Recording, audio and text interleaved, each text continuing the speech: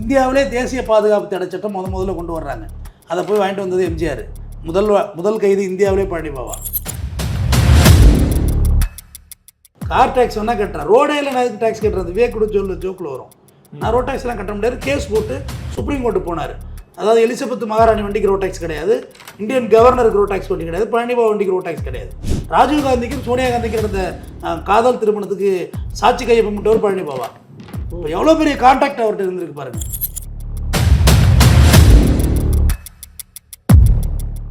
நாங்கள் இங்கு பல்லர்களா, பறையர்களா, சக்கிலியர்களாக, தேவரா, கோணாரா, நாடாரா, கவுண்டரா இப்படி இருந்த சாதி தான் நாங்கள். எங்களை வாடா நாயேன்னு பாப்பான் கூப்பிட்டான், வாடா பாயின்னு கூப்பிட்டு ஒருத்தன் கட்டி பிடிச்சி முத்தம் கொடுத்தான். அந்த மார்க்கத்தை நாங்கள் தழுவினோம். ஆனால் பழனி பாபா இருந்திருந்தால் இன்றைக்கி குறைந்தபட்சம் சொல்கிறேன், ஒரு 40 எம்எல்ஏ அவர் உருவாக்கியிருப்பார், நிச்சயமாக உருவாக்கியிருப்பார். கூடாத பொதுக்கூட்டம் கிடையாது. கிட்டத்தட்ட 3600 பொதுக்கூட்டங்களுக்கு மேலே அவர் பேசியிருக்கிறதா ஒரு ஆவணம் சொல்லுது. நினச்சி கூட பார்க்க முடியாது.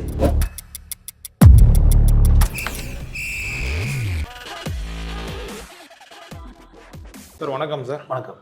136 வழக்குகள், 125 வாட்டி சிறைவாசம் சென்றிருக்கார். 4 முறைகள் தேசிய தடுப்பு சட்டத்தில் கைது செய்யப்பட்டார். ஒரு முறை தடா சட்டம். இத்தனை வழக்குகள் போடப்பட்ட நபர் பழனி பாபா. எம்ஜிஆர், ஜெயலலிதா, கலைஞர் பார்த்து பயந்த ஒரு நபர்னா அதுவும் பழனி பாபா தான். யார் இந்த பழனி பாபா? இவருடைய பின்னணி பற்றி சொல்லுங்கள் சார். அவர் பேர் அகமது அலி. அவர் பிறந்ததெல்லாம் பார்த்தீங்கன்னா ஊட்டி. அவங்க அப்பா அம்மா அவங்க அம்மா ஊர் பழனிக்கு பக்கத்தில் ஆயக்குடி. புது ஆயக்குடின்னு பழனிக்கு ரீசனபிளான இடத்துல இருக்கும், பக்கத்துலேயே இருக்கும் புது ஆயக்குடி. அன்றைக்கி பழனி ஜமீன் ஏலம் விட்றாங்க. பழனி அந்த வில்லேஜ், அது வில்லேஜ் இப்போ தான் பழனி டெம்பிள் மட்டும் தான் இருக்கும், அது சுற்றி வில்லேஜ் தான், பக்காவாக இருக்கும் அந்த ஊரெல்லாம், சூப்பராக இருக்கும் கிளைமேட்டு. அப்போ அவர் அந்த ஏலம் எடுத்தது பழனி பாபாவுடைய தாத்தா. அப்போ எவ்வளோ வசதி இருந்திருக்குன்னு பாருங்கள். இவங்க அம்மாவை கட்டி கொடுக்குறாங்க ஊட்டியில், கான்வென்ட்டில் படிக்கிறாரு. அவங்க அப்பா இறந்து போகிறாரு. அப்போ திருப்பி அவங்க அம்மா வீட்டுக்கு வந்துடுறாங்க. இங்கே புது ஆயக்குடி வந்துடுறாரு. வெளிநாடு போகாத நாடு இல்லை, சட்டம் படித்தார். அப்போ தான் இவர் இந்த இஸ்லாமியர்களுக்கு தனியாக பாதிக்கப்படுறோங்கிற மாதிரி அவர் ஒரு நிலைப்பாடை எடுக்கிறாரு. பாட்டாளி மக்கள் கட்சி என்பது பழனி பாபா இல்லைன்னா உருவாகியே இருக்காது. அதை உருவாக்கி கொடுத்தவர் பழனி பாபா. மேடையிலே ராமதாஸ் ஐயாவை வச்சு கிளிப்பார். நாங்கள் கூட்டணிக்கு போகாதன்னு டாக்டரை போயிட்டார். ஒரு நாள் நைட்டு 12 மணிக்கு ஓன்னு ஒப்பாரி வைக்கிறாரு. நான் போனேன் பாபா, என்னை அசிங்கப்படுத்திட்டா. நான் தான் சொன்னேனே டாக்டரை போகாதீங்கன்னு. சரி வாங்க ஒன்று சொல்லி அதை கொண்டு வந்தார். பழனி பாபா எப்படின்னா, அவரை பற்றி சொல்லணுன்னா அரை மணி நேரம் 1 மணி நேரம்லாம் பத்தாது. ஆனால் அவ்வளோ நேரங்கள் அவரை பற்றி பேசணும். அவர் தான் முதல்ல இன்றைக்கி தான் இந்த கேமராவெலாம் வச்சு நம்ம உட்காடுறோம். அன்றைக்கே அவர் கேமரா முன்னாடி உட்காந்தார். அந்த அட்வான்ஸ் பாலிட்டிக்ஸை கையில் எடுத்தார். ஏன்னா அந்த ஒளிநாடாக்கள் வீடியோவாக விசுவலேஷன் அழிக்கவே முடியல. அது இப்போ சமூக வலைதளங்களில் மில்லியன் கணக்கில் அவரோட வியூஸ் போயிட்டுருக்கு. காரணம் அதை விஷுவலாக மாற்றினார். ஒரு விஷயத்தையும் கல்யாணம் பண்ணிக்கல, பிறவி கோடீஸ்வரர், சிறைவாசமே வாழ்க்கையாக எடுத்தார்.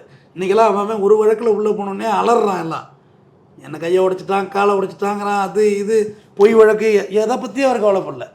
இந்தியாவிலே தேசிய பாதுகாப்பு தடை சட்டம் முதல்ல கொண்டு வர்றாங்க. அதை போய் வாங்கிட்டு வந்தது எம்ஜிஆர். முதல் கைது இந்தியாவிலே பழனி பாபா. ஆல் ஓவர் இந்தியாவில் இவ்வளோ பெரிய நேஷனலில் ஃபஸ்ட் அரெஸ்ட் பழனி பாபா. அப்போ எப்படிப்பட்ட மனுஷனாக இருந்திருக்குன்னு பாருங்கள். செக்ரட்டரியேட்டுக்குள்ளே நுழையக்கூடாதுன்னு பழனி பாபாவுக்கு தான் உத்தரவிட்டார் எம்ஜிஆர். இன்றைக்கி RTI right to information act, தகவல் அறிவு உரிமை சட்டம் 2005 தான் வந்துச்சு. அவர் அதுக்கு முன்னாடியே அங்கே போய் நேரடியாக லைவாக ஜெராக்ஸ் எடுக்கிறது, அரசு ஆவணங்களை முறையாக தான், ஃபேக்காக கிடையாது, எடுத்து வெளியிட ஆரம்பித்தார் பழனி பாபா. சேலத்துக்கு போதிங்கன்னா செட்டிச்சாவடின்னு ஒரு இடம், ஏற்காடு போகிறதுக்கு லெஃப்ட்டில் பிரியும், உயிரியல் பூங்கா அந்த பிளேஸ். அதில் மெக்னைட் திருடப்படுகிறதுன்னு சொல்லி பழனி பாபா கிட்டத்தட்ட 90களிலே பேசியிருக்காரு. அப்போ எவ்வளோ பெரிய வாஸ்ட் நாலேஜ் இருந்திருக்கணும். போடாத பொதுக்கூட்டம் கிடையாது. கிட்டத்தட்ட 3600 பொதுக்கூட்டங்களுக்கு மேலே அவர் பேசியிருக்கிறதா ஒரு ஆவணம் சொல்லுது. நினச்சி கூட பார்க்க முடியாது. அவருக்கு நிறைய பேசி காவல்துறையோட சில ட்ரீட்மெண்ட்னால அவருக்கு குடல் லஞ்சு போச்சு, சாப்பிட முடியாது அவரால். திரவமாக ஜூஸு, தண்ணி, சோடா இப்படி தான் குடிச்சு வாழ்ந்தார். அவர் மெலிந்து இருப்பார் தேகமாக. அவர் உணவில் இந்த கண்ணாடி துகள்கள் கலந்துட்டேன்னு சொல்லுவாங்களே சார். இல்லை, ஏதோ அவருக்கு சம்திங் அந்த ஜெயிலில் நடந்தது, அது நமக்கு தெரியல. அது ஏதோ பண்ணிட்டாங்க. அவர் சாப்பிட முடியாமல் செரிக்காது அவருக்கு, அந்த மாதிரியான ஒரு பிரச்சனையாக இருந்துச்சு. அதாவது அவர் தான் ஒரு விஷயத்தை அவர் எம்ஜிஆரோட பயணித்தார். எம்ஜிஆர் தொப்பின்னு கூப்பிட்ட ஒரே ஆள் பழனி பாபா தான். தொப்பி வாடா போடா தான் எல்லாரையும். அப்போ எம்ஜிஆர் வழக்கு போட்டார், என்ன வாடா போடாங்கிறாரு அப்படின்னு. அப்போ ஜட்ஜு கேட்குறாரு, பாவா நீங்கள் பழனி பாவான்னு வச்சது வந்து முக்கியத்தவர். முக்கியத்தவருடைய ட்ராவலாக இருக்காருன்னு பார்த்தீங்க, எவ்வளோ ஏர்லியராக பொலிட்டிக்கில் இருந்திருக்காரு. அப்போ பாவா நீங்கள் வந்து எம்ஜிஆரை வந்து எம்ஜி ராமச்சந்திரன் அமைவன்னு சொல்கிறீங்களாமன்னு. ஆமாம், ஏன் அவன் தான் என்றும் 16ங்கிறான், எனக்கு வயசு 26. அப்போ 26 வயசு அவருக்கு. எம்ஜிஆர் சொல்லுவார்ல எனக்கு என்றும் 16 இளமையாக இருக்குன்னு, அதனால் அவன் 16 வயசுங்கிறான், எனக்கு வயசு 26, என்னோட சின்ன பையன் தானே, அதுவிட்டு அவன் சொன்னேன் அப்படின்னு இந்த கேஸ்லேருந்து விடுதலை ஆகிறார். ஃபுல்லாக டெக்னிக்கல், இதெல்லாம் சாதாரண விஷயமே கிடையாது. பழனிபாபா ஒரு வாட்டி சொல்லிடுற. இதில் முக்கியமான ஒரு விஷயம் சொல்லணும்னா, ராஜீவ்காந்திக்கும் சோனியா காந்திக்கும் நடந்த காதல் திருமணத்துக்கு சாட்சி கையொப்பமிட்டவர் பழனிபாபா. இப்போ எவ்வளோ பெரிய கான்டாக்ட் அவர்கிட்ட இருந்திருக்கு பாருங்கள், இன்டர்நேஷ்னல் கான்டாக்ட். இந்த அளவுக்கு செல்ஃபோன்லாம் இருந்துச்சுன்னு வைங்களேன், அவரை டச்சே பண்ணியிருக்க முடியாது.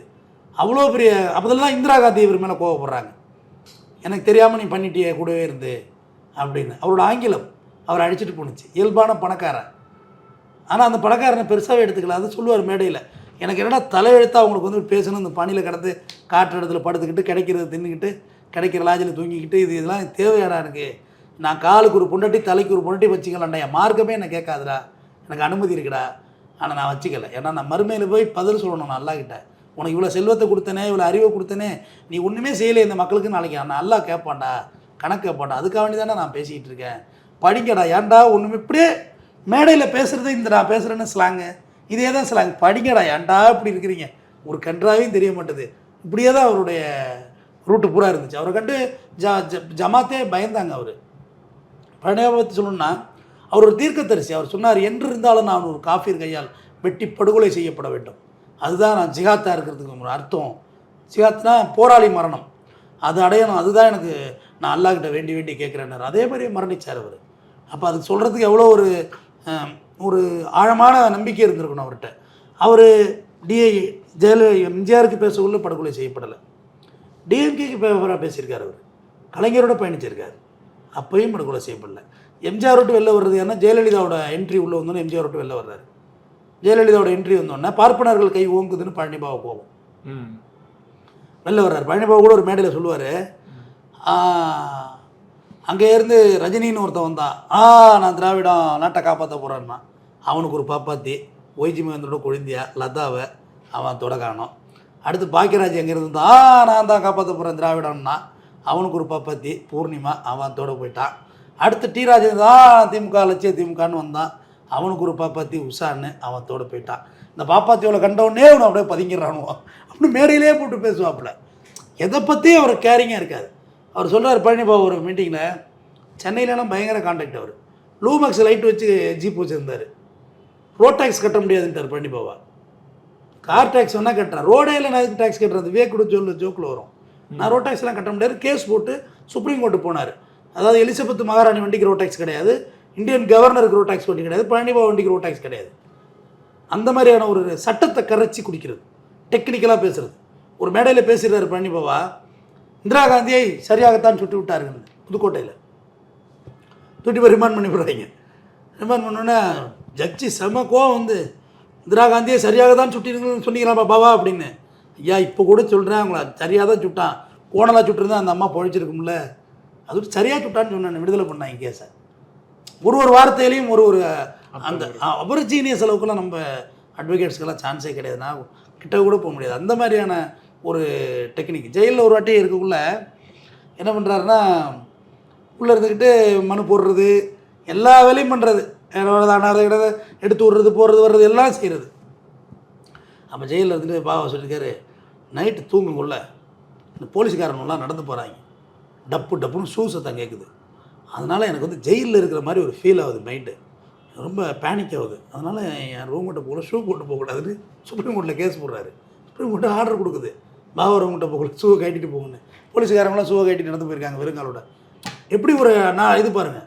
அதேமாதிரி ஜெயிலில் இருந்துட்டு ஒரு வாட்டி சொல்லியிருக்காரு, எனக்கு வந்து மனிதர்களை பார்த்தாலே ஒரு மாதிரி பயமாக இருக்குது, பிடிக்கல எனக்கு, நான் பேர்ட்ஸோடு இருக்கணும், அதாவது எனக்கு பறவைகள் வளர்க்குறதுக்கு அனுமதி கொடுங்கன்னு. அதே சட்டம் சொல்கிறாரு, இந்த கிளி இதெல்லாம் வளர்க்க முடியாது தான், நம்ம இந்த லவ் பேர்ட்ஸ் இருக்குல்ல, லவ் பேர்ட்ஸ் அது மட்டும் தான் வளர்க்கலாம், அதுக்கு தான் அனுமதி. எவ்வளோ நாலேஜ் பாருங்கள் அப்படின்னு சொல்லிவிட்டு லவ் பேர்ட்ஸ் வேணும்னு சொன்னோன்னே அதுக்கெல்லாம் அனுமதி ப்ரொவிஷன் இல்லை அப்படின்னு சொல்லிட்டாங்க. அப்புறம் உடனே கேஸ் சுப்ரீம் கோர்ட்டில் போட்டு நைட்டு 12 மணிக்கு சூப்பரண்டு லவ் பேர்ட்ஸை தூக்கிட்டு உள்ளே வந்திருக்காப்புல. இந்தாங்க அப்பாவா பழகி லவ் பேர்டை வச்சுங்கன்னு. உடனே பார்த்தாக்க பொட்டி அடிக்க சொல்லியிருக்காரு.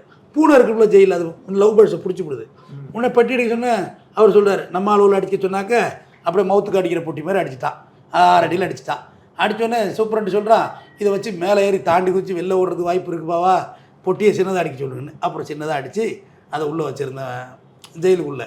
அந்த மாதிரியான ஒரு மனிதர் கடைசி வரையுமே அன்காம்ப்ரமைஸ்ஃபுல்லாக இருந்த ஒரு பர்சனாலிட்டி. இன்ன வரைக்கும் அப்படி ஒரு ஹானஸ்ஃபுல்லான பர்சனை நீங்கள் பார்க்கவே முடியாது. அவ்வளோ ஒரு போராளியாகவே கடைசி வரையும் அந்த அந்த அந்த வாழ்க்கையை இழந்துக்கிட்டவர்.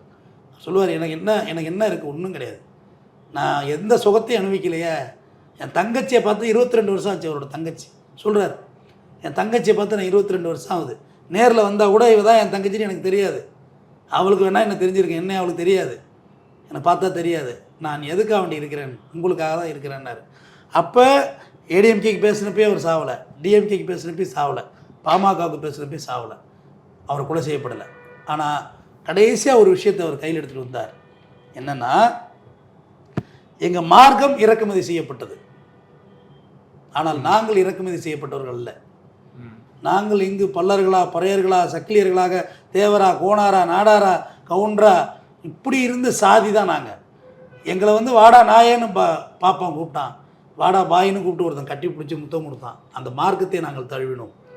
அதனால் எங்கள் மார்க்கமே இறக்குமதி செய்யப்பட்டது, நாங்கள் இறக்குமதி செய்யப்பட்டவர்கள் அல்ல. நான் இந்த ஊரில் மண்ணின் மைந்தர்றா அப்படின்னு பழனி பாபா சொல்லு வச்சார். ஏன்னா பல இடங்களில் அவர் தேவரா டிக்ளேர் பண்ணியெல்லாம் பேசியிருக்கார். நான் அந்த மண்ணின் மைந்தன், பூர்வீக குடிகள்றா, எங்களை யாரா வந்தேறிங்கிற அப்படின்னு சொன்னார்.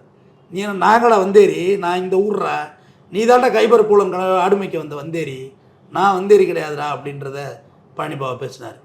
அட்லீஸ்ட் அவர் கடைசியாக 48 வயசு அவர் படுகொலை செய்யப்படும், பொள்ளாச்சியில் வச்சு கொலை செய்கிறாங்க. அப்போ எப்போது அவர் படுகொலை செய்யப்படுறாருங்கிறது நீங்கள் கவனிக்கணும். அரசியல் ரொம்ப நுட்பமானது. சாதிகளின் கூட்டமைப்பு சமூக கூட்டமைப்பாக மாறுங்கிற ஒரு தியரிகளை கண்டுபிடிச்சார்.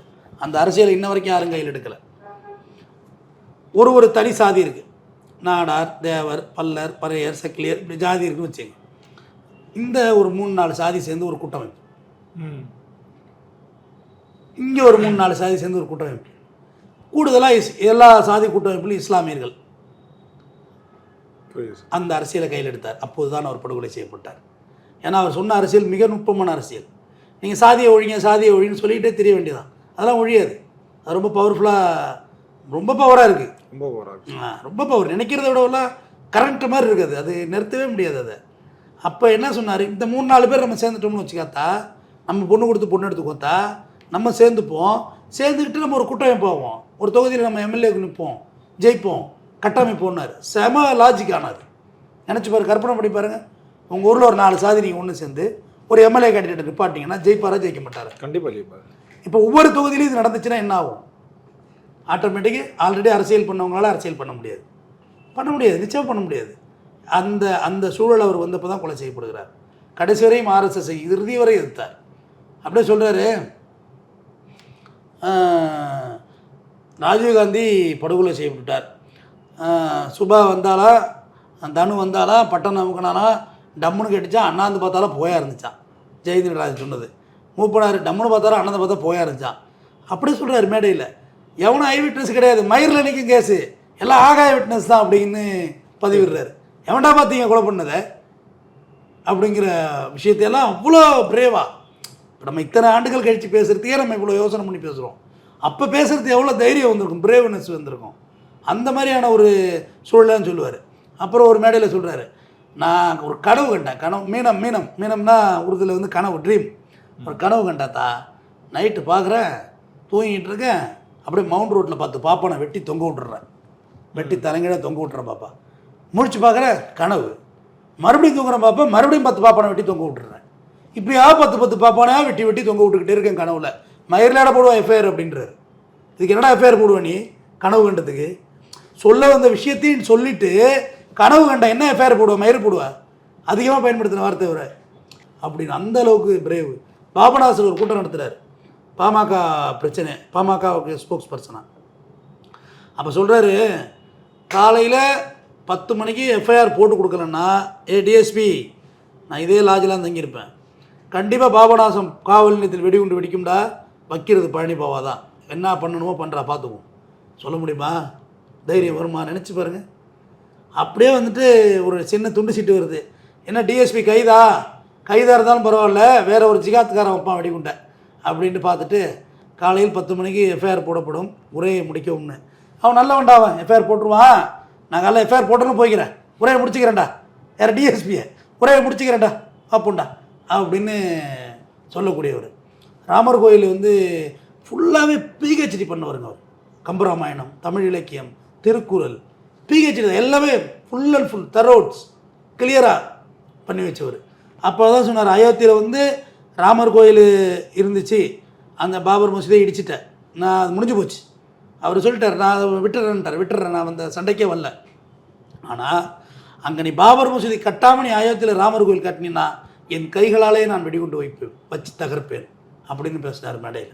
அந்த அளவுக்கு எளிதாகலாம் இல்லை, அவரோட கான்டாக்ட் பெருசு. ராஜீவ்காந்திக்கு வந்து சாட்சி கையெழுத்து போடுறாருன்னா ஒரு எளிமையான கான்டாக்டில் இல்லை. இந்தியாவில் நேஷனல் வைஸ் கான்டாக்ட் இருந்தால் தான் நீங்கள் ராஜீவ்காந்திகிட்ட போக முடியும். எவ்வளோ பெரிய செக்யூர் நேருவோட குடும்பம் போக முடியுமா நீங்கள் கிட்டக்க? அவ்வளோ பெரிய தொடர்புகளை அவர் வைத்திருந்தார். நிச்சயமாக அவரால் பார்லிமெண்ட்டுக்கு வரைக்கும் போயிருக்க முடியும் பழனிபாபாவால். பழனிபாபாவுக்கு அன்றைக்கே சீட்டெல்லாம் கொடுத்தாங்க எல்லா கட்சியிலையும், ஆனால் எதையுமே வாங்கிக்கல. என்னைய போய் ஒரு சீட்டுக்கு 2 சீட்டுக்கு நிற்கிற பையன் நினச்சிங்களாடா, உங்களோட சுதந்திரத்தை கொண்டு அடவு வைக்க கூப்பிட்றானோ, நான் போகல அப்படின்னு சொன்னார்.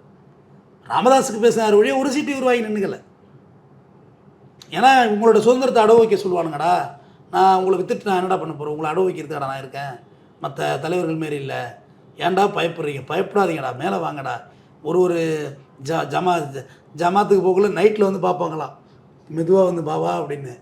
ஏன்டா புறக்கவாசால் வந்து என்ன பார்க்குறீங்க? மாவீரன்டா, பழனி பாபா பேசுகிறார், தி பிரேவ் ஸ்பீக் பழனி பாபான்னு நோட்டீஸ் ஓட்டிட்டு தானடா பேசுகிறேன்.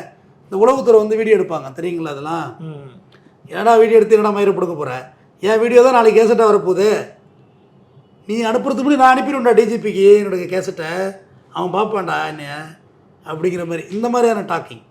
ஆனால் நிறைய காவல்துறைக்கு வந்து நிறையா அவங்களோட உரிமைகளுக்காக போராடி இருக்கார். ஆனால் இவர் முஸ்லீமாக கடைசி வரையும் தன்னை ஒரு முஸ்லீமாகவே வாழ்ந்தார். ஆனால் அதே கோயம்புத்தூர் பக்கத்தில் வந்து ஒரு இண்டூஸ் கவுண்டருக்குள்ளே, வெள்ளாள கவுண்டருக்குள்ளேயும் ஊர்னி கவுண்டருக்குள்ளேயும் ஒரு டிஸ்பியூட் ஒரு கோயிலில், அதை பஞ்சாயத்து பண்ணுறதுக்கு பழனிபாபா வந்து கூட்டிகிட்டு போகிறாங்க.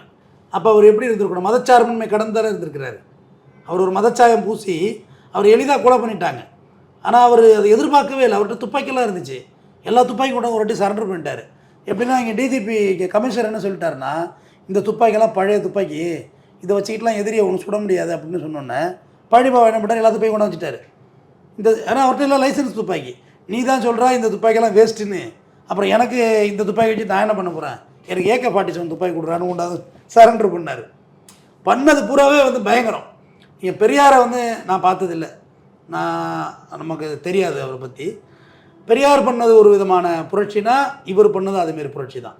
அண்ணன் அம்பேத்கரை தூக்கி பிடிச்சி தான் பழனிபாபா இருந்தார் கடைசி வரைக்கும் ஜாதிய மறுப்பாளன். அண்ணன் அம்பேத்கரை தூக்கி பிடிச்சார். ஒரு மேடையில் வந்து ஒரு பட்டியலின சமுதாயத்து பையனை கூப்பிட்டு அவங்க வாயில் தண்ணி ஊற்றிட்டு அதை அப்படியே பழனிபாபா வாயில் குடித்தார். எனக்கு சாதி இல்லைடா, ஏன்டா என்னடா சொல்கிறீங்க அப்படின்னு. அந்த மாதிரியான ஒரு மனிதனாக இருந்தார். அப்படி இஸ்லாமியர்கள் அப்போ வந்து கொஞ்சமாக இருந்தப்போ அவர் சொன்னார், யாரோட பார்த்து மைனாரிட்டிங்கிறா, நாங்கள் என்னடா மைனாரிட்டி, சீக்கியரோட நாங்கள் கூட இருக்கோம்னு சொன்னார். எங்களை போய் என்னடா மைனாரிட்டின்னு சொல்கிற, நாங்கள் என்னடா சிறுபான்மை, நாங்கள் பெரும்பான்மையினரா, நாங்கள் வந்து எங்கள்கிட்ட நாங்கள் செல்வந்தர்கள் இருக்கோங்கடான்னு சொன்னார்.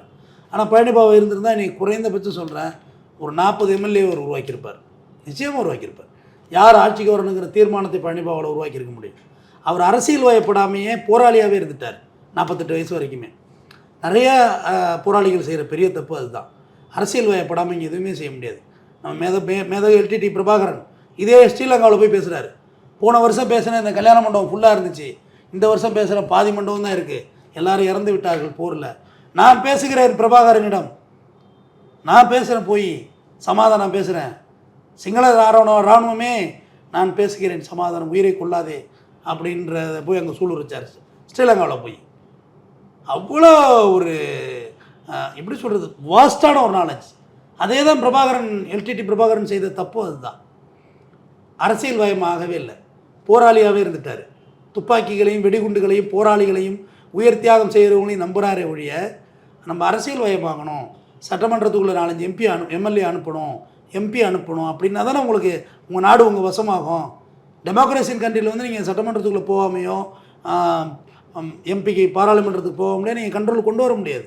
போராட்டம் ரொம்ப நாளைக்கு ஸ்டடி பண்ண முடியாது. நமக்கு வயசாகும் இல்லையா, 100 வயசாக இருந்தாலும் அரசியல் பண்ணலாம்.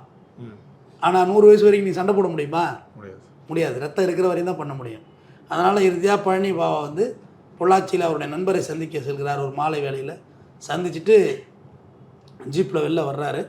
வெளில வந்துட்டு திரும்ப ஒருத்தன் வந்து முகவரி கேட்குறது மாதிரி ஒருத்தன் வர்றான். வந்து பழனி பாபா முகவரி சொல்கிறதுக்குள்ளே நான் கோடாலி பார்த்துருக்கலாம், கிராமத்தில் திரையில் கோடாலி, அதால் முதல் வெட்டு வயிற்றில் சரிஞ்சிட்டு அங்கேயே உடல் சரிஞ்சிட்டு அங்கேயே சம்பவ இடத்துல இருந்துடுறாரு. வெட்டு அதுக்கு பிறகு உடம்பு பூரா வெட்டுக்கள் கொத்தி அங்கேயே சம்பவ இடத்துல இறந்துடுறாரு. பழனி பாபா இறந்ததுக்கு வந்து ராமதாஸ் எல்லாம் நேரில் போயிருந்தார். முதல் முறையாக ஒரு 144 போட்டு ஒரு தனிப்பட்ட மனிதன் பழனி பாபா காண்டி 144 போட்டாங்க. அவ்வளோ பெரிய இன்னைக்கு வரைக்கும் அவரோட மரணத்தில் வந்து ஒரு பெரிய மர்மம் இருக்குன்னு சொல்லுவாங்க. சரி, இப்போ அதை பண்ணது வந்து ஒரு தரப்பினர் வந்து ஆர்எஸ்எஸ் சார்ந்த ஆட்கள் தான் பண்ணாங்கன்னு சொல்லுவாங்க. இல்லை அவர் பொறுத்தவரையிலையும் ஆர்எஸ்எஸ்னால தான் தான் சாவேன். ஏன்னா அவர் சொன்னார், நான் ஒரு காஃபி கையில் தான் சாவேன் அப்படின்னு சொன்னார். ஆர்எஸ்எஸ் அவங்க மேலே தான் வழக்கெல்லாம் போட்டிருந்தாங்க. அதனால் அப்படியே அது அந்த என்ன ரியல் ஃபேக்டோ அப்படியே இருந்துடும். ஆர்எஸ்எஸ் தானே அவர் சொல்லியிருக்காரு, வழக்கம் அப்படி தான் போட்டிருந்தாங்க. வேற ஒன்றும் அவருக்கு மோட்டிவேஷனுக்கே வேலை கிடையாது. அவர் யாரை மோட்டிவேட் பண்ணார், யார் காசு அடித்து தின்னார், யாருக்கிட்ட பஞ்சாயத்து பண்ணார், யாரை கட்ட பஞ்சாயத்து பண்ணார், இல்லை எவன் குடிமத்தை எடுத்தார், இல்லை எவன் மோண்டாட்டி எடுத்துக்கிட்டார், சொல்லுங்கள், ஒன்றுமே இல்லையே. அதனால் அவர் போய் பண்ண வேண்டிய அவசியம்லாம் யாருக்கும் கிடையாது. இன்றும் பழனி புது ஆயக்குடியில் மெயின் ரோட்லேயே அவருடைய அடக்கம் பண்ணப்பட்ட அவருடைய சமாதி இருக்கிறது. நான் 12 ஆண்டுகாலமாக அவருடைய நினைவந்திருக்கிறான், சென்று வருகிறேன். ஏன்னா அவர் சொன்னார் ஒரு வீடியோவில், என்னை இன்றைக்கி எத்தனை பேருக்கு தெரியும்னு தெரியாது, ஆனால் இந்த இளைஞர்கள் இந்த காணொலியை பார்க்க எண்ணி என் எலும்புகளை தேடுவார்கள் அப்படின்னு சொன்னார். அந்த இளைஞர்களில் நானும் ஒருத்தன். நீங்களும் இருக்கணும்னு கேட்டுக்கிறேன். சார், பழனி பாபாவை பற்றி தெரியாத பல விஷயங்கள் வந்து சொன்னீங்க சார். ரொம்பவே நன்றிகள் சார், எங்களோட இவ்வளோ நேரம் பகிர்ந்து.